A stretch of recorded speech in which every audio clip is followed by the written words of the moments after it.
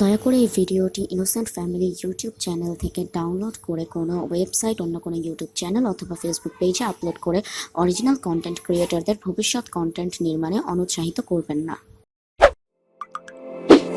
Football club বার্সেলোনার পথ চলার শুরু হয় জোয়ান গাম্পার নামক এক ভদ্রলোকের হাত ধরে। বার্সেলোনার হোম স্টেডিয়ামের নাম হলো ক্যাম্প নিউ, যা ইউরোপের মধ্যে বৃহত্তম এবং বিশ্বের মধ্যে 13তম বৃহত্তম স্টেডিয়াম। বার্সেলোনার চিরপ্রতিদ্বন্দ্বী দল হল রিয়াল মাদ্রিদ। দু দলের পরস্পর প্রায় 280 বারের দেখায় সর্বোচ্চ 113 বার জিতেছে টিম বার্সেলোনা। বার্সার অন্যতম সেরা কোচ এবং খেলোয়াড় ছিলেন জোহান ক্রুইফ। 1988 সালে বার্সার কোচ হয়ে আসার পর তিনি পেপ গার্দিওলা, জোসে মারিও এবং বেগিরেস্টেইনদের নিয়ে ইতিহাসের সেরা ড্রিম টিম গঠন করেন। বার্সেলোনার সর্বকালের 5 জন সেরা খেলোয়াড়ের নাম বললে যার নামটি সবার প্রথমে আসবে তিনি হলেন লিওনেল দ্য কিং মেসি। প্রতি মুহূর্তেই তিনি নিজেকে প্রমাণ করেছেন বিশ্বের সেরা খেলোয়াড় হিসেবে।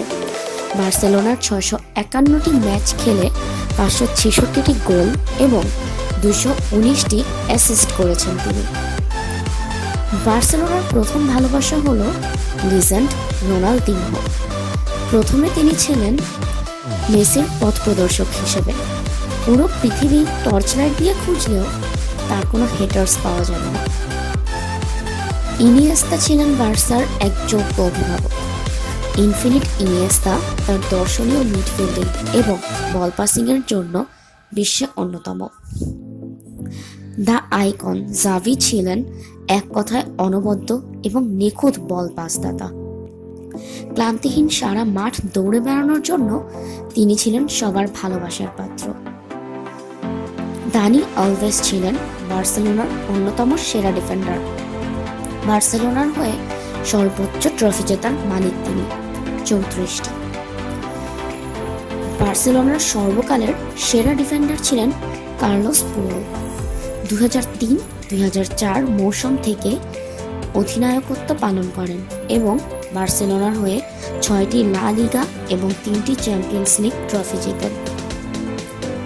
যকৃৎ প্রতিস্থাপনের পরেও যে কোনো ফুটবলার পেশাদারী ফুটবলে ফিরতে পারেন তার উদাহরণ হলেন এরিক আবিদাল। তিনি তার বার্সা ক্যারিয়ারে 4টি লা লিগা শিরোপা এবং 2টি চ্যাম্পিয়ন্স লিগ শিরোপা জিতেছিলেন। বার্সার অন্যতম সেরা লেফট ব্যাক ছিলেন।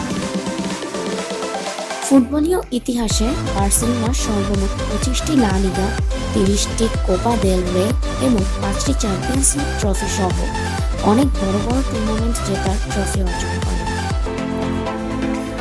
বার্সার 2টি ভ্যালুয়েবল জার্সি স্পন্সরের নাম হল রাকুটিন এবং নাইকি। তারা বছরে যথাক্রমে বার্সাকে 55 মিলিয়ন এবং 85 মিলিয়ন ইউরো দান করে।